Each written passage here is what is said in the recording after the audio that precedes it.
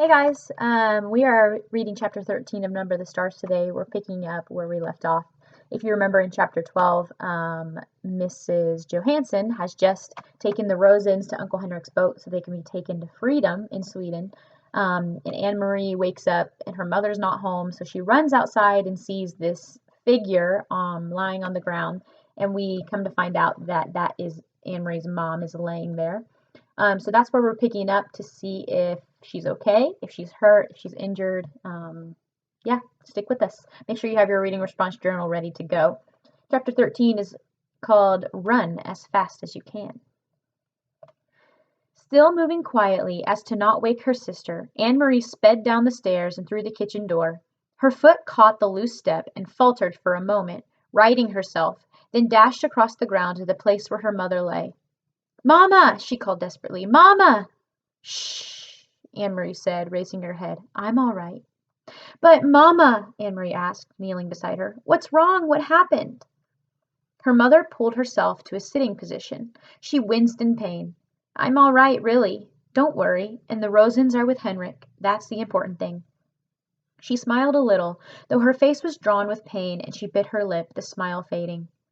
We got there quite quickly, and even though it was still so dark, and it was difficult for the Rosens, not knowing the path. Henrik was there waiting on the boat, and he took them aboard and down below so quickly to the cabin, and that they were invisible in an instant. He said the others were already there. Peter got them there safely, too. So I turned and hurried home, and I was so anxious to get back to you girls. I should have been more careful. Talking softly, she brushed some grass and dirt from her hands. Can you believe it? I was nearly here, well, maybe just halfway, when I tripped over a root and went sprawling. Mamma sighed. So clumsy, she said, as if she were scolding herself. I'm afraid my ankle is broken. I'm afraid my ankle is broken, Anne Marie. Thank goodness there's nothing worse. An ankle mends, and I am home, and the Rosens are with Henrik. You should have seen me, Anne Marie, she said, shaking her head with a wry look. You're a proper mamma, crawling on the ground inch by inch. I probably looked drunk. She reached for Anne Marie's arm. Here, let me lean on you. I think if you support me on this side, I can make it on the way up to the house. Goodness, what a clumsy fool I am. Here, let me put my arm over your shoulders. You're such a good, strong, brave girl. Now, very slowly, there. Mamma's face was white with pain. Anne Marie could see that even through the faint light of the approaching dawn. She hobbled, leaning heavily on her daughter, pausing again and again toward the house. When we get inside, I'll have a cup of tea, and then we'll call the doctor. I'll tell him that I fell on the stairs. You'll have to help me wash away the grass and twigs. Here, Anne Marie, let me rest for a minute. They had searched the house, and Mamma sank down to the steps and sat. She took several deep breaths. Anne Marie sat beside her and held her hand. Mamma, I was so worried when you didn't come back. Mamma nodded. I knew you would be. I thought of you, worrying, as I dragged myself along. But here I am, safe with you. Now, everything is fine. What time is it? It must be 4:30 or close to it. They will set sail soon. Mamma turned her head and gazed to the meadow across the sea and the vast sky above it. There were no stars now, only the gray, pale sky with the pinkness at its border. Soon they will be safe, too. Anne Marie relaxed. She stroked her mother's hand and looked down at the discolored, swollen ankle. Mamma, what is this? She asked suddenly, reaching into the grass at the foot of the steps. Mamma gasped. Oh my goodness, she said. Ooh, what is it? Stop, jot, and predict. What did Anne Marie just find in the grass? And Mamma gasped. Oh my goodness, what is it? Stop and jot. Anne Marie picked it up. She recognized it now, and she knew what it was. It was the packet that Mr. Peter had given to Mr. Rosen.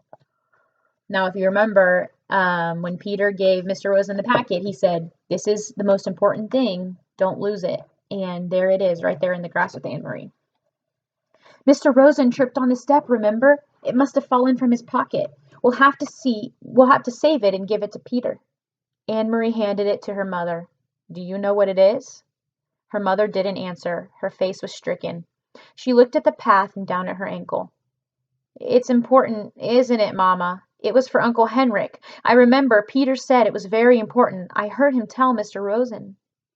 Her mother tried to stand, but fell back against the step with a groan. "Oh no," she murmured again. "It may have all been for nothing." Anne-Marie took the packet from her mother's hand and stood. "I will take it," she said. "I know the way, and it's almost light now. I can run like the wind." So throughout this book, we've seen Anne-Marie, her character traits.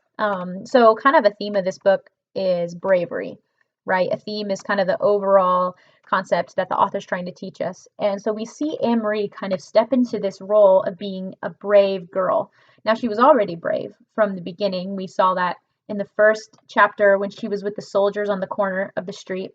But now she is saying, "Hey, I can take this packet and I'm going to go give it to Uncle Henrik." Now, this is a huge decision because there's a few things. If she gets stopped by soldiers or somebody, they're going to question her and they're going to ask what it is. But we also know that if Uncle Henrik doesn't get this package, then they were secretly transporting these people for nothing. So whatever is in this packet is something very important that they need to go to Sweden. So if you haven't predicted already, go ahead and predict what you think is in the packet. So pause the video, stop and jot what's in the packet. That's so important that they need to get to Sweden. And then also just remember how dangerous this is for Anne-Marie now. I mean, if she gets caught, it's game over. So we're going to continue reading. We have a little bit left of this chapter. She says, "I'll take it," she said. "I know the way, and it's almost light now. I can run like the wind." Mamma spoke quickly, her voice tense. "Anne-Marie, go into the house and get a small basket on the table. Quickly, quickly. Put an apple into it and some cheese. Put this packet underneath. Do you understand? Hurry." Anne-Marie did instantly as she was told. The packet at the bottom. She covered it with a napkin. Then she wrapped some cheese in an apple. She glanced around the kitchen and saw some bread and added that. The basket was a little full. She took it to where her mother was. "You must run to the boat, and if anyone should stop you—" "Who would stop me?" "Anne-Marie, you understand how dangerous this is. If any soldiers see you, if they stop you, you must pretend to be nothing but a silly little girl, a silly, empty-headed little girl taking lunch to a fisherman, a foolish uncle who forgot his bread and cheese." "Mamma, what is in the bottom?" But her mother still didn't answer the question. "Go," she said firmly. "Go right now, and run! Run as fast as you can."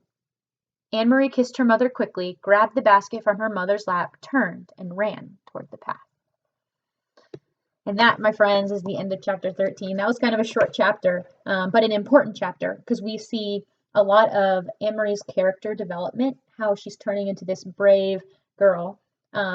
She's sort of trying to figure out what's in the packet, but she's not going to answer any questions or ask any more questions that she needs to. So something I'm wondering is if I were in Anne-Marie's position, and I would probably open the packet. I think I would want to know what is in the packet. I don't know about you, but that's something I've thought about before. So if you want to comment or jot on anything else, feel free to do that in your reading response journal. We only have a few more chapters left, so all your questions are going to get answered soon. But thank you for watching today's video, and stay tuned for chapter 14 next time.